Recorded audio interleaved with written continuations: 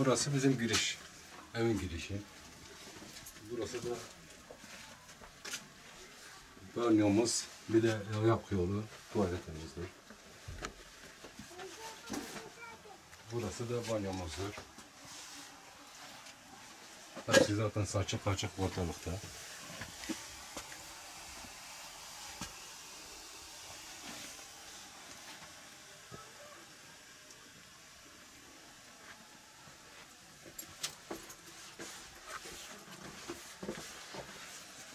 Burası da bizim mutfaktır. Eşyalar hepsi burada dökülmüş. Bir tek mutfağımız budur. Eşya, mutfak hepsi bunun içinde. Zaten burası çökmüştü. Tekrar idari bir şekilde yaptık. Yine çökmektesinden korkuyoruz. Bakalım nasıl olacak.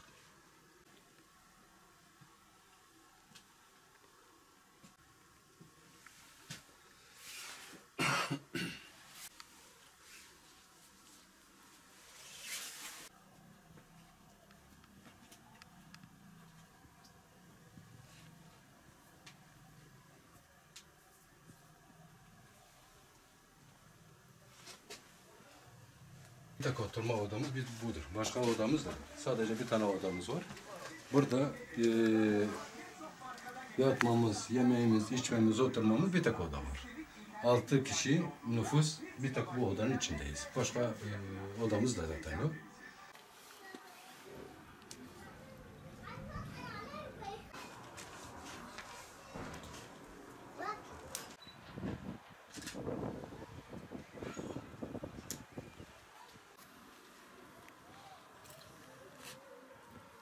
Benim başımda 98'den bir nüfus müdürünün bir hatasından dolayı ölü gösterilmiş. Benim haberim yoktu bu olayın içinde.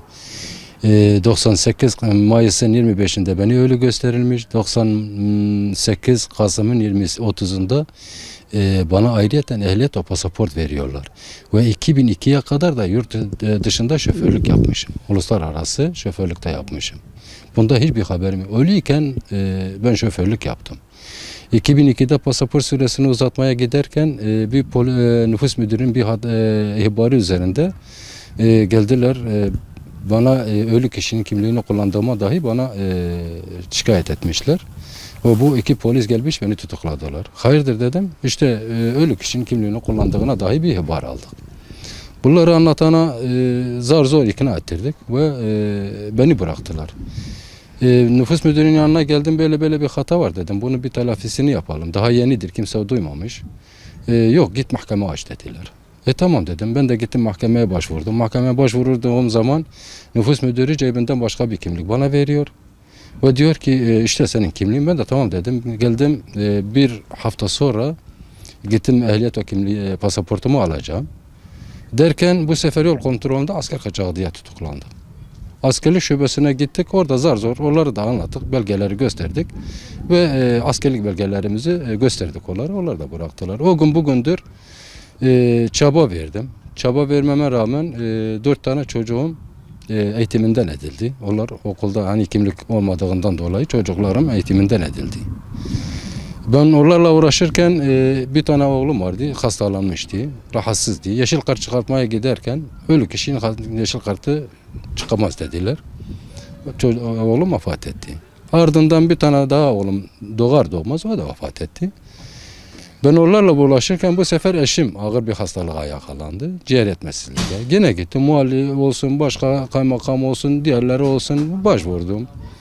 Dedim ki benim eşim zor durumda, rahatsız, bayağı bir sıkıntısı var. Bana bir yeşil kartı verin ki en azında eşimi tedavi ettireyim. Yok dedi, ölü kişiye ehliyet yeşil kart veremiyormuşuz. Eşim çabalarken vefat etti. Yani hastalığıyla mücadele ederken sene 2010. Evet.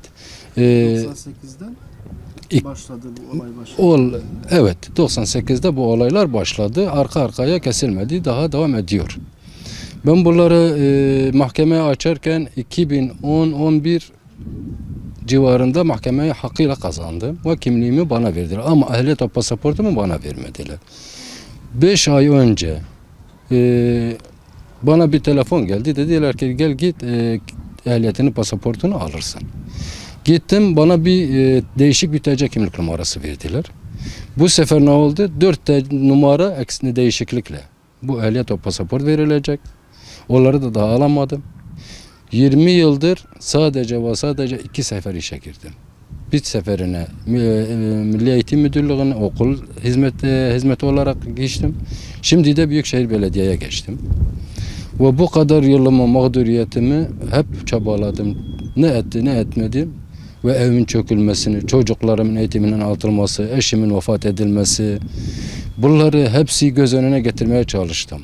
Hepsine bilgi verdim. Ne kadar bir kamu idaresi var ise hepsine başvurdum. Bir türlü bürokratları aşamadım. Kaç yıl? 14 yıl. 14-15 yıl. Öyle olarak gösterdim. Bunlar ev hapsi gibi yaşadım. Ve buna rağmen bir evi mardi sattım. Çocuklarımı yetiştirmek için, beslemek için araba mardi sattım. Bunları da kaybettim. Onun anında sonunda böyle bir eve geldim. İşte bu ev, bu ikinci sefer çöküşü. Ya yarın öbür gün bir çocuklarımın üstüne çökerse ne olacak? Ben bunları her kamuoyuna hepsini anlattım. Ama maalesef hiçbir tanesini yani bir fayda göremedim. Yani artık o zamanlarda şoförlüğümü yapıyordum, çocuklarımı okutuyordum, aileme geçindiriyordum. Yani bir sağlık sorunu olduysa mücadele ediyordum. Çünkü en azında böyle bir sorunum yoktu. Ama bu sorun olduktan sonra ne bir sosyal destek aldık, ne bir iş destek aldık, ne çocuklarımı okutmaya imkan oldu. Her şey elverişli olmadı. Yani her şey bitti benim için. Hayat bitti benim için. Bu halimle kimin ne hakkı var beni bu hale getirmek? Kimin ne hakkı var? Bu evin halimi gördünüz, çektiniz. Yani ben kime ne yapmışım? Madem ki ben mağdurum, biliyorsun ki mağdurum. Mağduriyet söz konusu da yazıyorsun. Mahkeme kararı buna vermiş. Mağduriyetim nerede? Yok. Şimdi diyorum ki bunlar hepsi olan olmuş. Artık 20 yılı geri getiremeyiz. Tamam. Bana destek olun. İşte mesela evim hali bu. Biraz toparlayın. Diyorum ki ben İşkur üzerindeki belediyeye geçmişim. O zaman en azından bunu telafi edin. Bu işimi devamını yapın. En azından bu saatten sonra. Çocuklarıma bakayım. Ben de artık bir rahat yaşamak istiyorum. Ben de bir iş sahibi olmak istiyorum. Ben de sabah işime giderken akşam bir torba elime alıp da çocuklarıma ekmek getireyim.